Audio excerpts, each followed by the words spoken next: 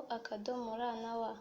Urubuga rugufasha ukabona ibyo ukeneye kugura muri Kigali, byaba imodoka, inzu, ibibanza, ibikoresho bitandukanye. Niba ari ubwa mbere, kora subscribe kuri channel yacu ya Kigali Life Official, ukande ku nzogera kugira ngo ujye ubasha kubona ibintu bigurishwa ku giciro cyiza. Uyu munsi twakuzaniye imari zigurishwa ku giciro cyiza zitandukanye, arizo Digital Flat LG Plus 42 ku mafaranga 250, TV Star Plus 24 ku mafaranga 110, intebe nziza z'imyanya 7 ku mafaranga 240, ndetse n'iz'imyanya 6 ziri ku mafaranga 220.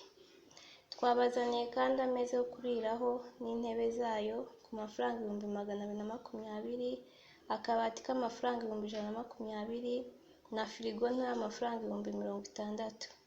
Tutibagiwe kandi na tapi y'amafaranga 60. Kubifuza ibi bikoresho mwahamagara cyangwa mukatwandikira kuri 0788 49 13 44. Muze mwese mwirebera ibyiza twabazaniye.